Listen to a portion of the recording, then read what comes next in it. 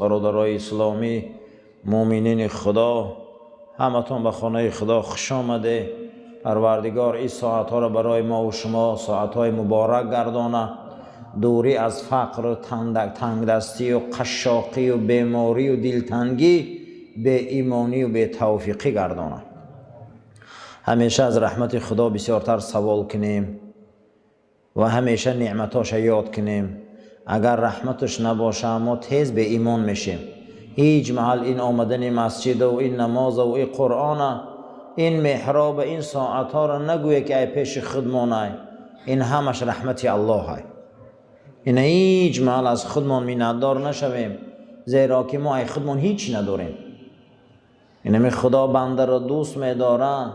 قرآن حکایت میکنه سوره یاسین که وجاء من اقصى المدینة رجل یسعی قال یا قوم اتبعوا المرسلین. سه پیغمبر انطاکیه و مدائین آمدن، مردم را دعوت کردن. مردم پیغمبرها را با سنگ و چوب زده سر کردن. این پیغمبرها از تپه بلند رفتن یا نگاه کردن و دعای بد کردن سرزمینه. ناگهان یک مرد از بین همون شهر دوید، گوی مردم بیای گو اینا پیغمبرای خدا پیوست شوی. این بین که از بین همون قوم گمراه، شهر گمراه با یک کس خدا جدا کرده آورد. خداوند از میان کافر مسلمان خلق میکنه، از میان مسلمان به ایمان. و همین برادرو خدای ده ظلم جبر نمیکنه، نیت ها و اختیارا بده. می آدم نیتش بده، نمی دور میگرده تا دور شده میره. یا آدم نیتش خوبه، آمدن میگیره همین اصلاح میشه، خوب میشه میره تا ای قفای هدایت نشوی، هدایت نمیابی. همین نیتهای خوب کرده، طهارت کرده، خدای هیچ محل به اجر نمیمونه. من آمده میگه که همه این ای خدای، ای خودمون هیچ نداریم. ما رنگ ما امروز هزار آدمه که در فسق عصیان گشته، رنگ ما هزار آدمه که امروز در افلاسی گشته، رنگ ما هزار آدمه که امروز در جنایت گشته. الحمدلله که ما را خدا لایق دیده که این ساعت در خانه ششتیم. هزار با شکری الله. روزهای جمعه ما درس اخلاقیات داریم. ما کتابی را درباره اخلاق رسول از دیدگاه قرآن و سنت به میان ماندگی بدیم. المبحث الثانی، مبحث دوم، بحث دوم، فضائل الخلق الحسنی، درباره نشانه های نیک اخلاق خوب. همه اخلاق خوب چی نشانه داره؟ هرچی به خودش فیض داره، هرچی به خودش چی داشته؟ فیض.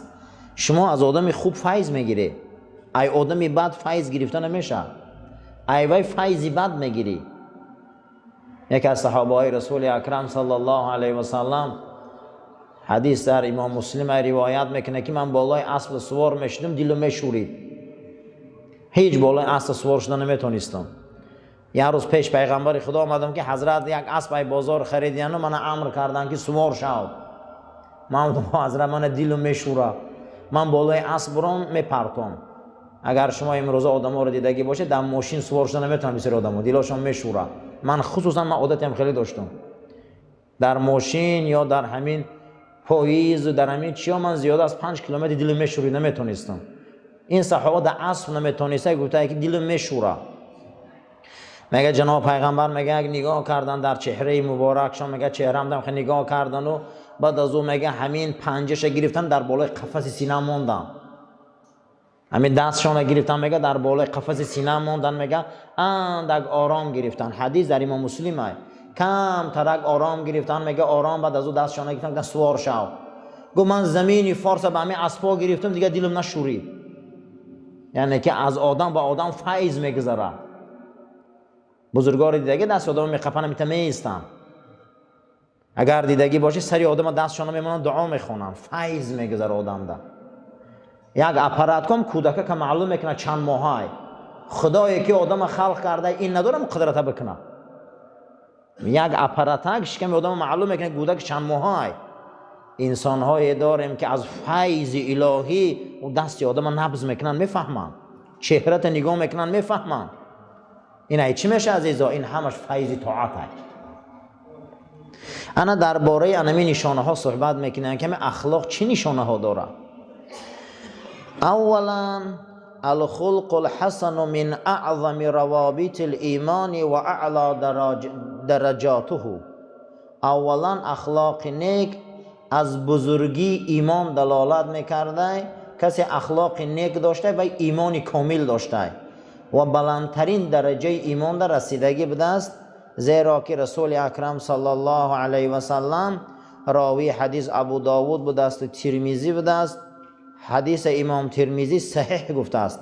پیغمبر گفتند صلی الله علیه و سلم که اکمل المؤمنین ایمانا احسنهم خلقا، کامل ترین امت من ایروی ایمان کسی هست که اخلاق نیک داره.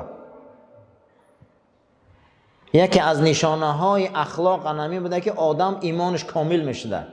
کسی اخلاق نیک نداره ولی ایمانش کامل نیست. برای همین مسلمان اخلاق در کار عزیزا. مسلمانی بد اخلاق به ضرر اسلامه. مسلمانی بد اخلاق به ضرر چی بده؟ به ضرر اسلام. برای همین همیشه از خدا دعا کنیم که ما خدا اخلاق نیک تیا، تربیت نیک تیا. دویما الخلق الحسن من تخلق به کان من احب الناس الى النبی و اقربهم منه مجلسا یوم القیامه. دویم علامت اخلاق چی بده؟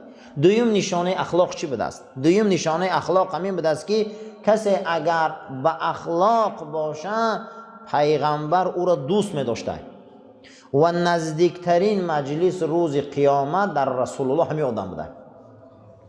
از شفاعت حضرت محمد با نصیب بوده صلی الله علیه و سلم. حدیث روایت کرده است امام ترمذی، حدیث روایت کرده است امام بخاری، حدیث امام مسلم روایت کرده است در حیات صحابه. چی بوده است؟ ان من احبکم الی و اقربکم منی مجلسا یوم القیامت احاسنکم اخلاقا. پیغمبر خدا صلی الله علیه و سلم گفتند که دوست داشته ترین امت در روز قیامت به من و نزدیکترین امت در روز قیامت گروه و مجلس و شفاعتش کسی هست که اخلاق نیک داره. فردا کسی به پیغمبر نزدیک میشده ایروی اخلاق، ایروی اخلاق به رسول اکرم نزدیک میشده.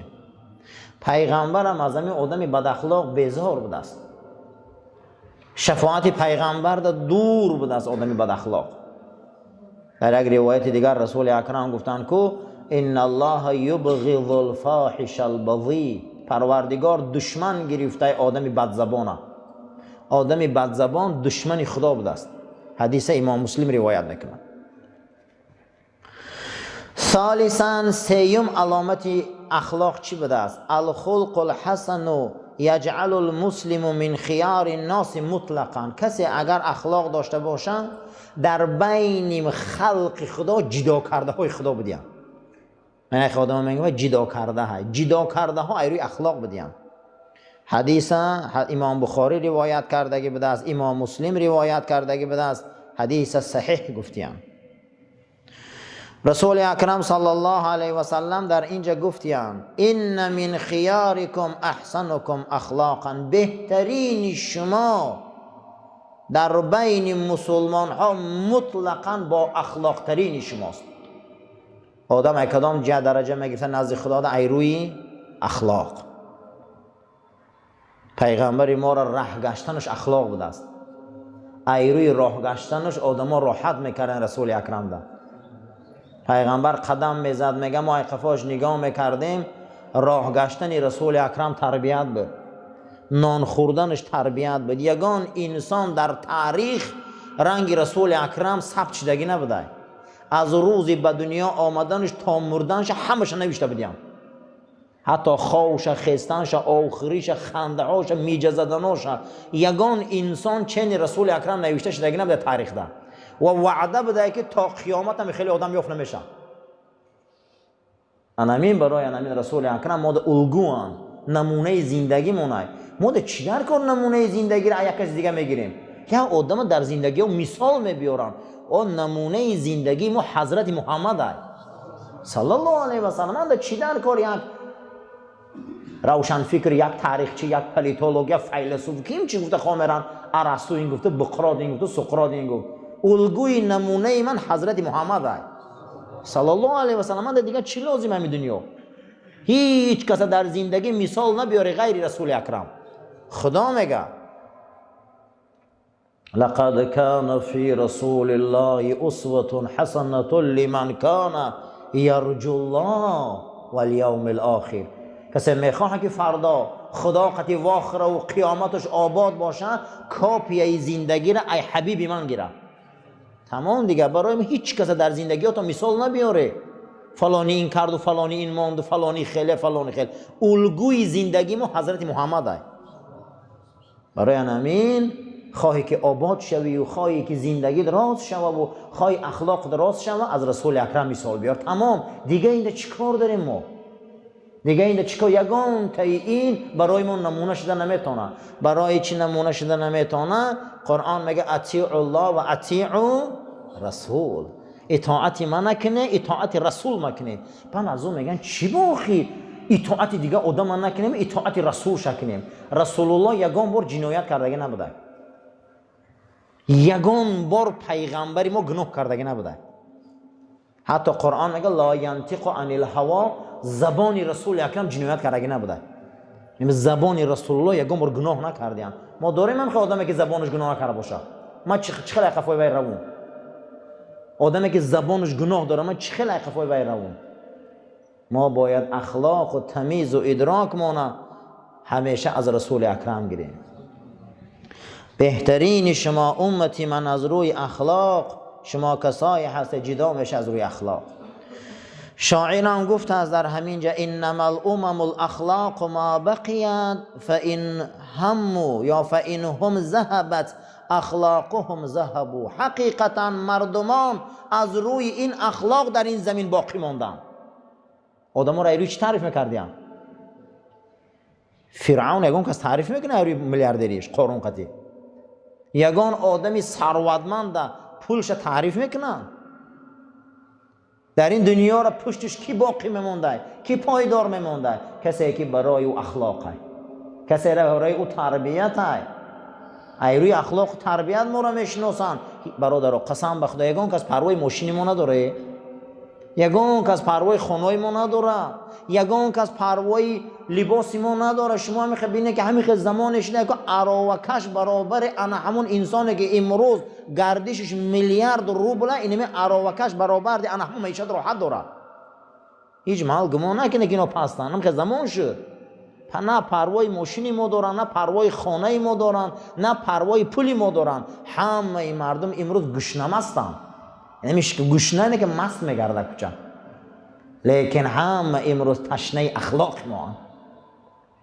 امروز آدمی به اخلاق کمه، آدمی به اخلاق به حد کم ماند. من همین جامعه دگرده کجا ماند آدمی به اخلاق؟ ما باید اخلاق برای مسلمان شرطه. در نظر هیچ کن نمیتواند که تلفنی ما، در نظر هیچ کن نمیتواند کار و پولی ما. به نام خدا میگم ما در دری جمعیت میگردیم، مردم پروای چیزی ما ندارن. اما آدمی به اخلاق و به تربیت مردم تشنه شد. این دنیا را پشتش راست شد، باقی ماند به اخلاق نیک. و این هم ذهبت، اگر اخلاق از بین روا، اگر اخلاق از بین ویران شود، اگر تربیت از بین گم شود، ذهب و برادر این جامعه قشاق میشه و همه ایچه بین میرفته.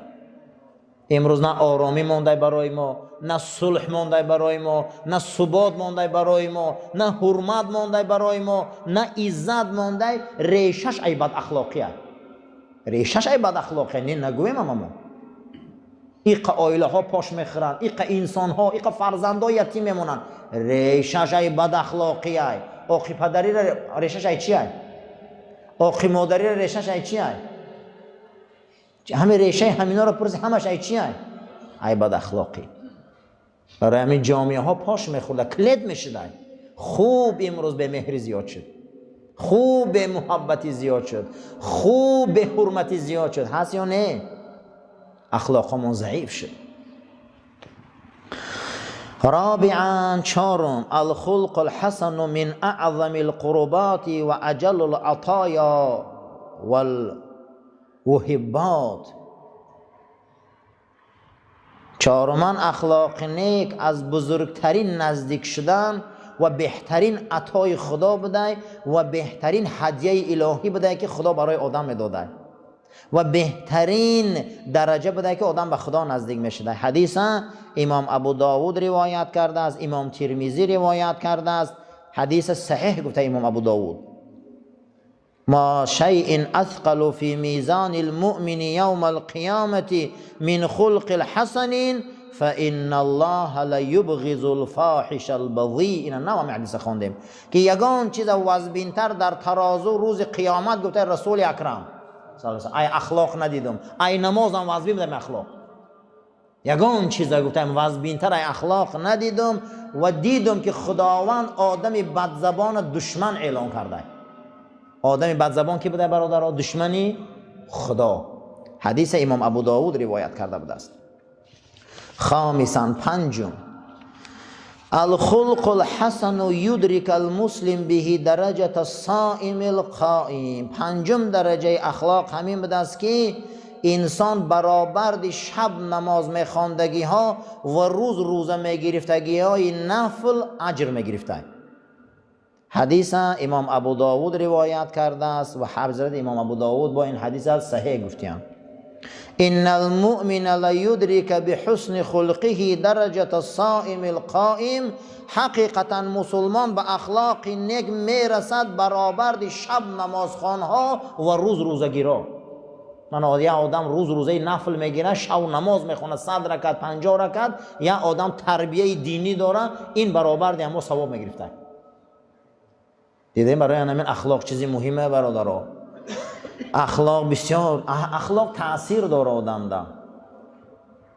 و حتی که در کتاب بدر الشروح باشه شرح حافظ میبیاره نقل میکند که هر کسی که اخلاق بد داره دلالت میکنه گفته از مادری بد.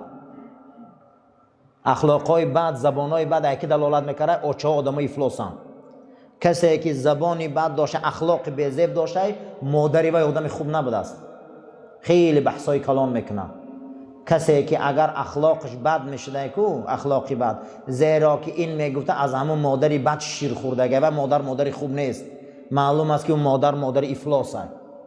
با دلیل میبیارن چندین بزرگا، حتی بعد همینجا آوردن میگیره که از مادرای بد کی بعد چنگیز خان، حتی مادر چنگیز خان رقاصه بوده است. از همون خیلی آدمی ظالم به دنیا میبیاد.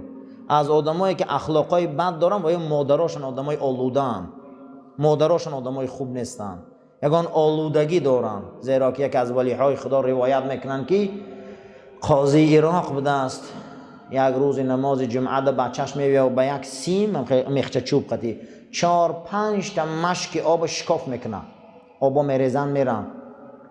مردم میبیان میگن که قاضی بزرگ ای فرزندتان شکایت ای که بچه هاتون مشکای آب شکاف کرده، من آب فروشم، من کمبغلم، مشکام ساز کرده یا پول شده و مشکا رو همش تیار کرده میتیا پوستا رو میخره و میبیاد در خانه 2 رکعت نماز میخونه و گریه بلند کرده در قاضی خانهش میشینه که کمپیرش میبیاد میگه چی گریه داری امام؟ گفته 2 رکعت نماز خواندم، گریه هم برای همینه که عمیق کمبودیم فکر میکنم، نمیدونم کجا در کمبودیم، نفهمیدم. گو همین روز هم پسر بچه ما گفت 5 تا مشک آب یک آدم شکاف کرده. من همین کمبودی همین فکر کرده استم که من چی کمبودی کردم که جوابش گرفته استم. که مگه زنم هم خیلی نگاه کرده گفت کمبودی در تو نیست. گفت قاضی بزرگ، شوهر بزرگ، من کمبودی دم من نه. گفت چی خیل؟ گفت وقتی من حامله دار بودم یک کاسه شوربا گرفتم خانه همسایه هم گذاشتم. ای بند اناراش دیدی؟